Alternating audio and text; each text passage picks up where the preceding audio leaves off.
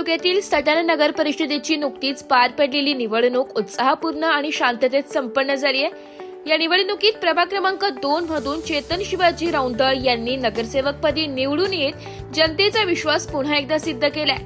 चेतन रौंदळ हे समाजकार्यात नेहमीच अग्रेसर राहिले असून सर्वसामान्यांच्या सुखदुःखात ते सक्रियपणे सहभाग होत असतात।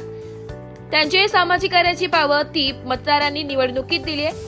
विजयानंतर बोलताना चेतन शिवाजी रौंदळ यांनी सांगितले की प्रभाग क्रमांक 2 मधील उपलब्ध असलेली ओपन स्पेस विकासाच्या दृष्टीने सुयोग्यरित्या विकसित करण्यात येणार असून नागरिकांना मूलभूत सुविधा उपलब्ध करून देण्यावर भर दिला जाईल।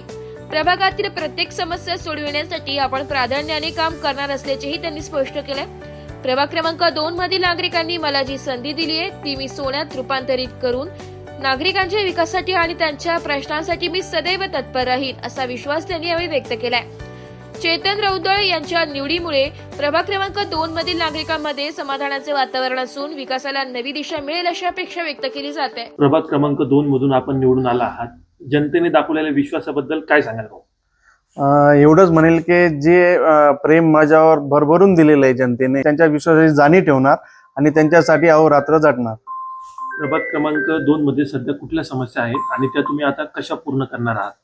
सध्या तरी जे ओपन प्लेस आहेत, जे माझ्या प्रभाग क्रमांक 2 मध्ये जे जे ओपन प्लेस आहेत ते सध्या डेव्हलपमेंटच्या गरजेचं आहे। त्यांना ग्रीन जिम झाली, नंतर तिथे जॉगिंग ट्रॅक झाला, अशा काही सुविधा, नंतर स्ट्रीट लाईट झाले, नंतर रस्ते आहेत काही खराब, ते रस्ते काँक्रिटीकरण करणे, नंतर जॉगिंग ट्रॅक आपला नामपूर रस्ता आहे, तिथे बरेचसे पाय फिरणारे आहेत वयस्कर लोक सकाळी सायंकाळी, त्यांच्यासाठी जॉगिंग ट्रॅक आपण नामपूर रस्त्याला करू। आमदार दिलीप बोरसे आहेत, त्यांना हाताशी धरून जे कामं करता येतील प्रभागात ते आपण काम करू।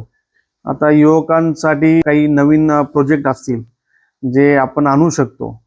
कंपनी जर छोटी मोठी जर आपल्या तालुक्यात येत असेल आमदारांच्या सहकार्याने किंवा सरकार आपलं आहे सरकाराच्या ह्याच्याने, त्याच्या हेतूने मग कसं आहे थोडे हातभार लागतील, युवकांना संधी मिळेल, नवीन संधी मिळतील। पाणीची समस्या जर आली तर मग त्याच्यासाठी आपण पाणी पुरवठा करू वेळोवेळी। मला जे बी प्रभाग क्रमांक 2 मधून नागरिकांनी सगळ्या माता भगिनींनी जे भरघोस मतं देऊन मला निवडून आणलेलं आहे आणि जी संधी दिलेली आहे त्या संधीचं मी सोनं करेल आणि प्रभाग आपला कसा स्वच्छ आणि सुंदर राहील याच्याकरता हमेशा झटेल। ब्युरो रिपोर्ट, नाशिक लोकशाही न्यूज, नाशिक।